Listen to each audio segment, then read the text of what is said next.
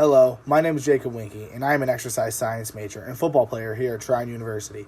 You're listening to a podcast on traumatic brain injuries, with the main topic being concussions. A concussion is a mild traumatic brain injury that can occur after an impact to your head or after a whiplash-type injury that causes your head and brain to shake quickly back and forth. A concussion can result in an altered mental state that may include becoming unconscious. A couple facts about concussions are as followed. According to the CDC, estimates 1.6 to 3.8 million sports and recreation-related concussions occur each year in the U.S. 10% of all contact sport athletes sustain concussions yearly. Brain injuries cause more deaths than any other sports injury. In football, brain injuries account for 65% to 95% of all fatalities. Football injuries associated with the brain occur at the rate of 1 in every 5.5 games. In any given season, 10% of all college players and 20% of all high school players sustain brain injuries. The head is involved in more baseball injuries than any other body part. Almost half of the injuries involve a child's head, face, mouth, or eyes. Athletes who sustain concussions is 4 to 6 times more likely to sustain a second concussion. Up to 86% of athletes that suffer a concussion will experience post-traumatic migraine or some other type of headache pain. In fact, recent evidence indicates that presence and severity of headache symptoms may be a very significant indicator of severity of head injury and help guide return to play decisions. 1.5 million Americans suffer from traumatic brain injuries. A traumatic brain injury occurs every 15 seconds.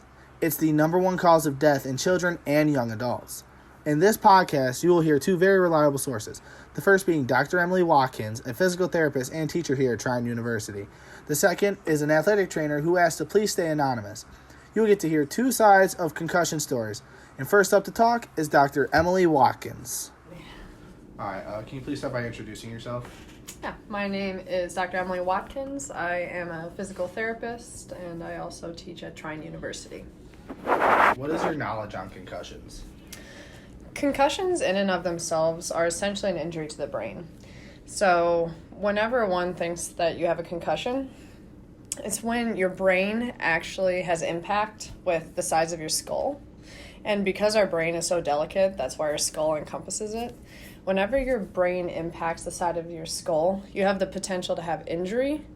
A classic example is if you think of a little mound of Jell-O in Tupperware, right? So if you throw the Tupperware up against a wall with the Jell-O inside of it, little pieces of Jell-O are going to break off. Essentially, that's what happens when you have a concussion on various levels.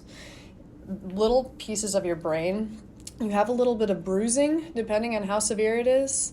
And essentially, how severe it is depends on how bad of a brain injury you will have from it. So, a little bit different way of explaining it. Have you heard of the new technology that allows you to use blood tests on the sideline to see if you have a concussion or not? I had not actually before you guys brought it up to me, so I did a little bit of research on it. Right. First off, in physical therapy, blood tests are actually outside of the scope of my practice, so this is all opinion-based.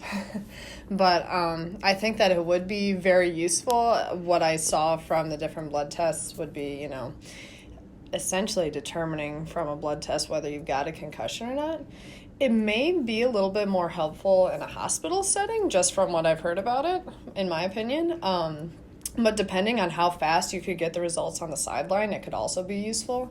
Because I know right now, essentially, we're using different protocols on the sideline, testing your balance, your agility, your memory, essentially the symptoms of a concussion rather than the physiological blood work. So it could be useful if it actually is able to relate back to whether or not someone has a concussion and maybe how severe it is. That could be another good use for it. All right. Do you have any experience working with someone who has suffered from a very bad concussion or traumatic brain injury? I do. So I've had experience working with individuals with a traumatic brain injury. And there are different levels, and it's very interesting. There are different levels of traumatic brain injuries. So at very low levels, you think of possibly a concussion. But at greater levels, depending on how severe that brain bruising was, that brain injury, you can have really detrimental injury to the brain, which can affect many, many different areas. Some individuals are unable to walk, unable to communicate because of that traumatic brain injury. Some actually are either induced into a coma or not induced into a coma because of that, to let the brain heal. But you can actually research the Ranchos Los Amigos. That's actually a research department, a hospital out on the west part of the U.S., I believe. But they have actually set up levels for how traumatic a brain injury is. And essentially, if you look at someone who's had a very severe brain injury, you can track their progress as to what you expect to see. So, for example, if someone suffers a very severe traumatic brain injury, they may not be able to respond to you, even generally speaking. If you snap your fingers in front of them, talk to them, they may not be able to respond physically or verbally to you. But as they progress through that brain injury, one of the most distinguished levels is level 4 of the Ranchos Los Amigos, which is essentially an agitation stage, which is very, very normal for those with a traumatic brain injury to endure. Essentially, that individual becomes very irritated, very aggravated, potentially violent through that stage. And the crazy thing is, it's very normal for that to happen. Almost everyone who goes through a very severe traumatic brain injury will go through that stage to some level, depending on how long it is. And then, of course, there are different stages past that level of improvement, of brain healing, essentially. But there are levels that you can predict how someone may start to respond as they heal. All right. Have you ever suffered a concussion, and if so, how? I have been lucky enough never to have suffered a concussion. I have had friends, though, that have. One of my good friends who I played soccer with had like 6 concussions, and it was pretty severe. She was pretty unlucky in that aspect. But one thing, talking about the accumulation of brain injuries or concussions, low-level concussions, as you guys are probably aware of, the CTE, chronic traumatic encephalopathy, which is kind of a hot area of research right now, because we're starting to understand that low-level concussions can actually add up over time. So there's a lot of research being done about that. Maybe not necessarily how severe that mild concussion is at that time, but if you have tons of low-level concussions over and over and over again, how does that impact an individual later on in life is something that we're looking at now. Okay. So you may see that more often on the field. You may not see a terribly severe concussion, but you're starting to see more concussion screening on the side of the field should the player go back in the game because of our new knowledge of how mild concussions may impact an individual later. All right, thank you. That's all. You're very welcome.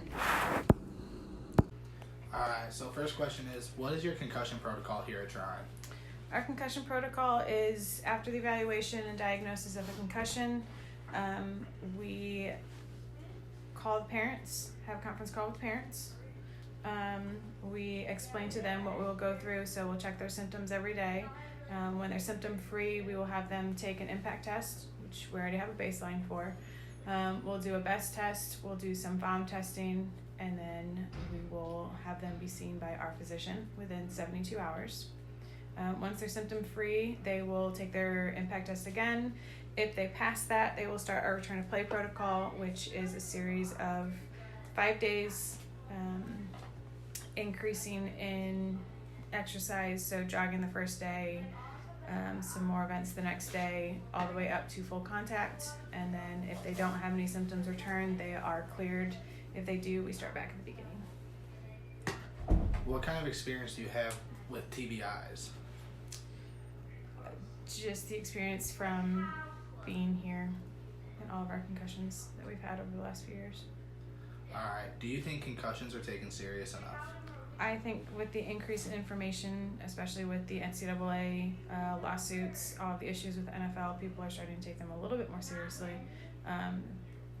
Lack of education was the main issue, and people are understanding them a little bit better now. Do you think the impact tests that we use now are doing a good enough job? The impact test is just a tool. I mean, it's just something that we use to help evaluate an athlete, but ultimately it comes down to everything that we see with the athlete. I mean, it helps. We can test their reaction time, their memory, how they're doing and progressing in a objective manner, but it's still not the only thing that we do. All right. And have you heard of the new studies that say using a blood test is not the best way to determine if an athlete has suffered a concussion? If so, what is your personal opinion of it? I've heard about it. I haven't done much research on it, but it still would just be another tool. It would still be based on how the athlete's feeling and how they progress. All right. Thank you. Mm-hmm.